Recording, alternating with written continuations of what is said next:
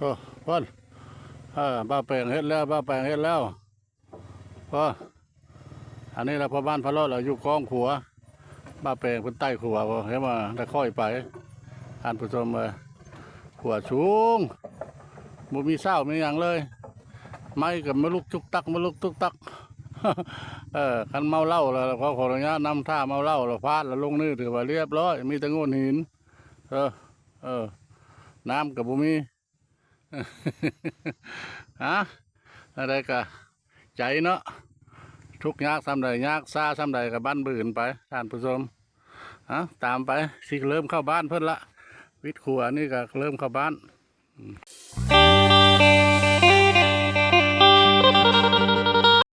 ทักทายสบายดีบรรยากาศยามเช้าพี่ๆน้องๆFCเนาะภายในหรือต่างประเทศมื้อนี้ละตอนเช้าทางพ่อบ้านพะเลาะพร้อมด้วยทีมงานเนาะบ่าวแปลงบรรณาสิพาท่านผู้ชมเข้าเบิ่งว่าสิไปส่งกระถางน้ำเนาะกระติกน้ำมาละกระติก20 ลิตรนั่นละชนิดมีก๊อกไปมอบไปส่งให้อันนั้นแม่ตู้นั่นเราประมาณเท่าไรเพิ่นว่า86หรือ96 ปีนี่ละตาบ่เห็นหุ่งอยู่ผู้เดียวแล้วเพิ่นเรียกห้องน้ำเราจะให้หากระตุกน้ำนี่ละนายมีก๊อกให้ละงมไปเปิดกินเองนะเดี๋ยวสิไปส่งให้เพิ่นก็ได้มาตะดนแล้วกระตุกนี่ก็มันบ่มีเวลามื้อนี้มาฮอด สันภูสันพาละท่านผู้ชมเข้ามาแต่พุ่นกับฮอดนี่ละบัดนี้ละเตรียมสิลงผู้คือนี้ละเฮาเบิ่งหลังคลองนี่คือว่าอันนั้นเด้อคือว่าบ่สั้นโอ้ผู้บ่เคยมาแล้วบ่กล้าลงลงไปกันไก่เติบเนาะจังชีวิตนี่ไปน้อยนึงแล้วก็ไปเจอห้วยอีกลกกระโดดห้วยนั่นก็มีขัวไม้สูงคันว่าพาดตกลงหันถือว่าเรียบร้อยหักแค่ใดเนาะท่านผู้ชมปิดแล้วถือว่าลงภูเขาแล้วรอดแล้วแล้วมาซื้อความห้วยบานนะห้วยนี่ก็ห้วยใหญ่ซื้อมันละห้วยเชียงลงละขัวละเพื่อเทศแบบนี้นี่ละขัวไม้ผัดบ่มีนี่แหละเนี่ยหัวไม้ผัดบ่มีเศร้าไปลูกจุกจักอีลูกโคเคไม้ก็เลยแต่จะได้ค่อยไปค่อยมาละท่านผู้ชมเลยจักเพิ่นเฮ็ดอันใดเฮ็ดขัวก็ได้บ่ใส่เศร้าใส่หยังเลยแล้วเป็นตาหน้าย่านเนาะสูงเลยท่านผู้ชมเลยโอ้อันนี้เราคือทางลุ่มมันเด้อโอ้น้ำกะย่างอยู่แต่บ่หลายคนเราพอแถวนี้ระบกมันแล้ว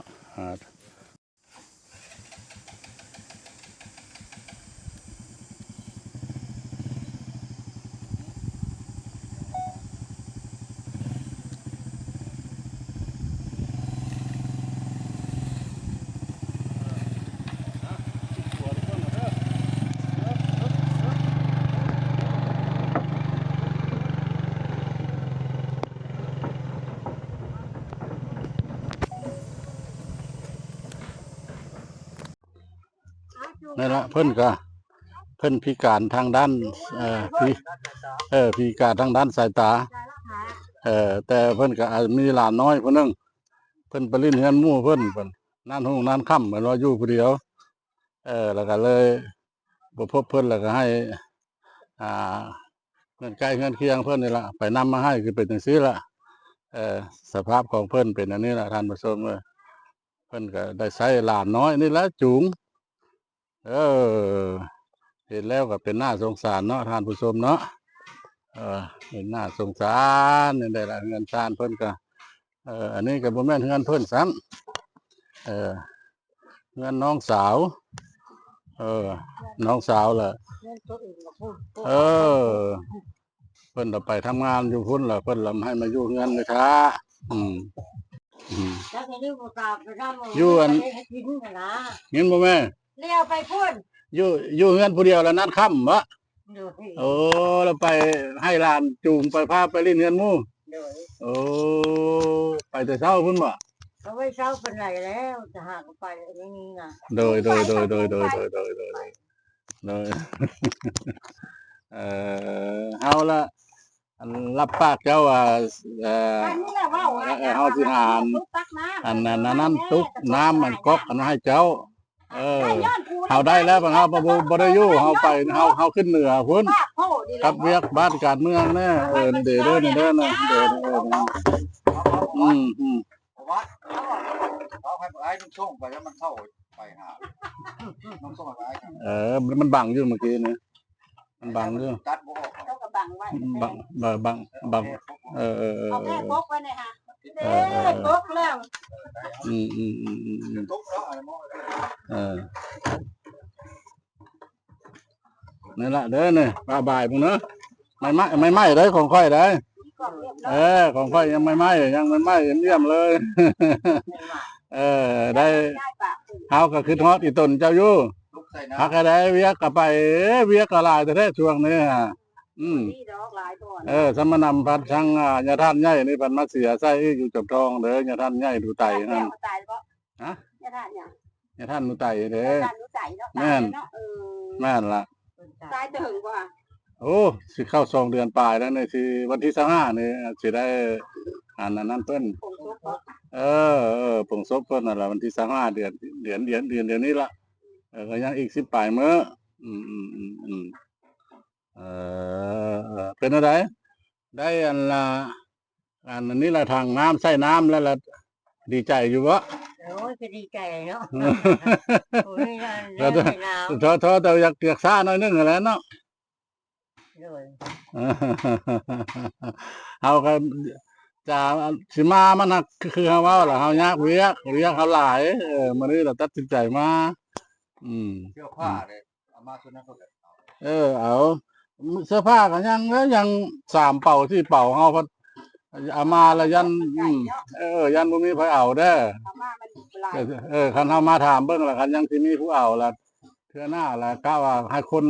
มื้อใดเขาเจ้าอยู่นะมื้อใดเขาเจ้าอยู่แล้วเฮาสิเอามาส่วนหลายเฮามาแล้วมันก็คนบ่อยู่เขาเจ้าไปเฮ็ดนำสวนมันหมดหั่นนะย่างธุริกาก็ที่พาเขาจะเจ้าเมื่อไรเขากินข้าวก่อนเขาสิไปเก่าแบบบอกแม่ไม่ใหญ่นั่นล่ะบ่เป็นขายที่นั่นล่ะขายบ้านซื้ออีก ซ่านั่นน่ะซื้อลาวแล้วซื้อดิกผู้ชายแล้วบ่แม่นเครื่องก็ซื้อในตลาดได้เครื่องก็เองนุ่งน้ำเทื่อ2 เทื่อนี่เครื่องลูกเครื่องหลานนะครอบครัวแล้วเป็นเครื่องไม้สุฮาสิได้อยู่ประมาณ500-600ตัวรวมมันนะไปบ้านแล้วรถไฟไปเอาบ้านลงไปตะโตโตมาเขาจะเอาน้ำรถจักรเขาก็มีเขาตะไคร้รถใหญ่ก็ได้ก็มีไปยืมเบ้าเลย3 เป่าอยู่นั่นน่ะถ้ามาได้ดีแล้วเบ้อผู้นี้เราบ่ได้ถือหยังเฮาแล้วถือกระตุกคนนี้ได้แต่กระตุกคนนี้แล้วมาคือแต่เพิ่นยังบ่ได้ย่างคนบ่อยู่เฮือนแหน่เอานี่อันย่อมืออันขอบขอบใจเพิ่นนำเจ๊ใหญ่ซื้อเพิ่นเจ๊ใหญ่คนไปใช้เว้าอยู่เนาะเว้าเสียงเขาไม่ตื่นได้อันนี้เขา